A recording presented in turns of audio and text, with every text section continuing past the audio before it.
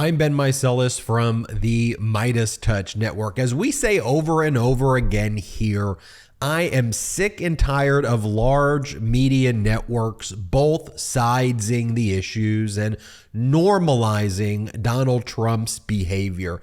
That must end, and one of the reasons we created this network, the MeidasTouch network, is to focus on the data, objectivity, the truth, to be unapologetically pro-democracy. And I want to bring on a guest right now, Brian Karem, who's a White House reporter. And you'll know Brian Karem, who stood up against Donald Trump in the press room when Donald Trump disgraced our office, asking actual questions.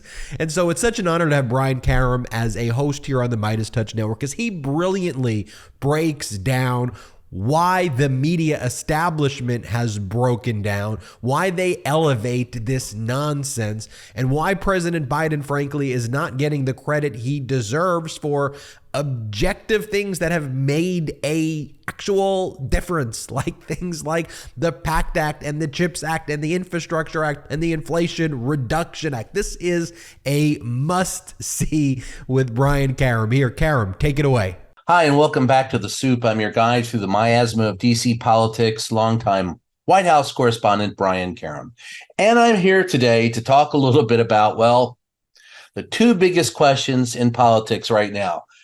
People want to know, how is it that Donald Trump can still remain so popular in the polls, even though he's a grifter, obviously a grifter? And B, why doesn't anybody ever give Joe Biden credit for what he's done? I think before you consider those two questions, you really should consider a superseding question. Why are reporters so damn stupid? Well, we report on the polls as if they're gospel, and they're not. We don't check to see how the sampling is conducted, who's spoken to, or what actually is being asked in a poll. We just report the numbers. We're not competent enough to do anything else. And to prove a point, New Republic recently published an article which said that Donald Trump's one of his former pollsters are cooking the books on some of these polls. Don't trust him. It's a year away from the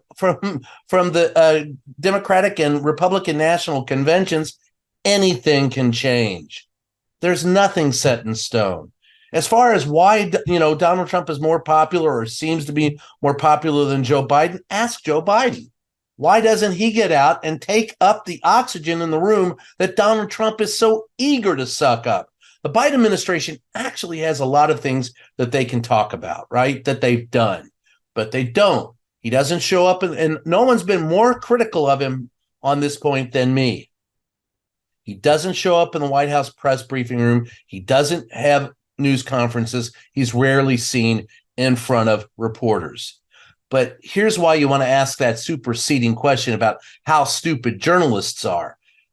This Sunday, President Joe Biden did come out after leaving church in Rehoboth to talk to the traveling press pool. And what were two of the questions of 4 or 5 that were asked of him? The first one was, what about Burning Man?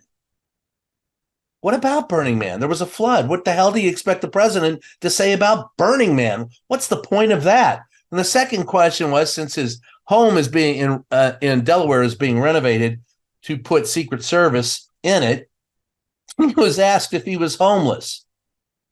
Now wait for it. Where does the president live? Oh, yeah, the White House. So those are the two questions that dominated press on a day when we could have spoken about anything that was important. Ukraine, the economy, the fact that Biden himself may be facing an inquiry that could lead to, impeachment. Or you could, maybe talk about shutting down the government. Right now, our politics are so warped from reality that I swear to you, I wouldn't be surprised if a cartoon character ran out and had an anvil dropped on their head. And if that happened, I know Marjorie Taylor Greene would be involved somehow. At the end of the day, if you want to see what is going on, we need better press. I get tired of saying this, but we stink. Donald Trump is a crook. And I heard, I respect Anderson Cooper, but he said in the New York Times Magazine that there's a steep learning curve in covering Donald Trump that we haven't overcome. I disagree. The only learning curve that you need to overcome when covering Donald Trump is how do you recognize bullshit when you see it? Because the man is full of it. This is not a difficult thing. The problem is we don't have experienced reporters doing it. And I'll respect national reporters a lot more if they spend the time at any point in their career, a year or two, covering state house, county government, city government, high school sports, and the library. If you can cover local news, you can cover national news. And if you can't cover local news, you stink at covering national news. And take a look at the people covering it. For the most part, we do. So anyway, thanks for listening to me. The name of the podcast is Just Ask the Question, wherever fine podcasts are sold. You can also catch the book in its third printing. It's called Free the Press, which talks about many of these issues. And you can catch me on salon.com every Thursday with the latest column. So thanks for joining me. I'll see you next time. Hey, Meidas Mighty, love this report? Continue the conversation by following us on Instagram @MeidasTouch to keep up with the most important news of the day. What are you waiting for? Follow us now.